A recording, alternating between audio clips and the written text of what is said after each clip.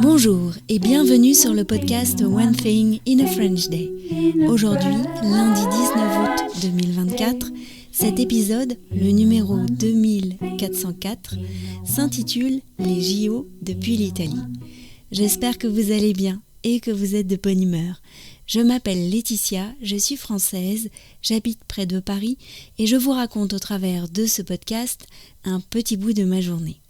Vous pouvez vous abonner pour recevoir le transcript, le texte du podcast qui est envoyé par email à chaque fois qu'un épisode est mis en ligne.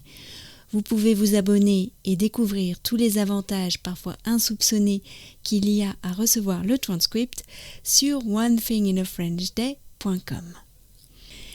Les JO depuis l'Italie. Mercredi 24 juillet, nous avons chargé la voiture et nous avons quitté Paris avec un petit pincement au cœur. Je regrette de ne pas être là pendant les JO, a dit Michaela. J'ai l'impression que l'ambiance va être vraiment super. 2 jours plus tard, nous arrivions dans la région des Marches en Italie, après un arrêt à Aix-les-Bains et un autre à Pavie. Nos hôtes, Kirsten et Massimo, nous attendaient dans leur maison de Barchi, dont nous avions loué l'appartement du premier étage. Nous étions tout excités de passer plus de 2 semaines dans cette maison écologique au milieu d'un paysage de collines. Nous étions en zone blanche pour les appels, mais le Wi-Fi fonctionnait très bien. Alors, nous avons pu regarder le soir même la cérémonie d'ouverture sur l'ordinateur de Michaela. Ce soir-là, nous n'avions pas encore de VPN, donc nous avons regardé la retransmission proposée par la RAI, la télé italienne. Quel dommage pour la pluie, mais quelle belle cérémonie! Nous étions tous les 5 ravis, surpris de l'audace, soulagés de montrer cette image moderne de la France. Et les émotions allaient crescendo. Je n'écoute pas Aya Nakamura, mais j'avais plus ou moins suivi les récriminations des grincheux. Alors, quand je l'ai vu sortant de l'Académie française, dans sa robe dorée, accompagnée de la garde républicaine, j'ai adoré. Et ce titre complètement dingue de Marc Serron, Super Nature. Il y a aussi la cavalière dans son armure argentée remontant la Seine sur son cheval articulé. La Marseillaise, chantée par Axel Saint-Cyrel du haut du Grand Palais, nous a donné des frissons.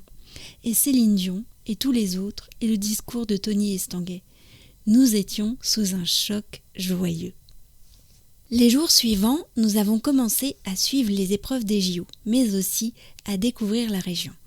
Nous avons assisté à 2 concerts du Festival de musique ancienne à Urbino, une mention spéciale au chef d'orchestre Alessandro Quarta, dont la personnalité a illuminé le concert du samedi 27 juillet.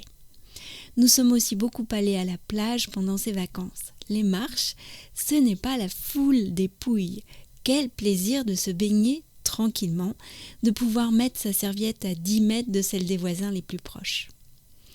Et puis nos hôtes étaient vraiment charmants. Félicia a pris des cours de conversation en italien avec Massimo. Michaela, Elisa et moi avons fait une initiation à la céramique avec Kirsten. Ils nous ont invités à dîner la veille de notre départ. Les filles ont bien ri avec Joschka, le fils de Kirsten, venu de Berlin passer quelques jours à Barchi.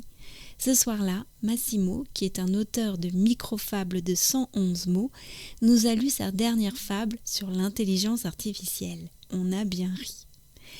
Nous sommes rentrés depuis la semaine dernière, mais nous ressentons tous les 5 une légère déprime post-Barchi. Michaela est repartie le lendemain de notre arrivée, à Vienne, avec Anna, comme elle vous l'avait annoncé toutes les 2 début juillet sur les ondes du podcast. D'ailleurs, j'en profite pour vous remercier, chers auditeurs, de vos belles écoutes de cet été. Vous étiez fidèles au rendez-vous et ça me donne encore plus le sourire pour la rentrée. One Thing in a French Day, c'est fini pour aujourd'hui. Je vous retrouve vendredi pour un nouvel épisode du podcast. À bientôt, au revoir. One thing in a French day.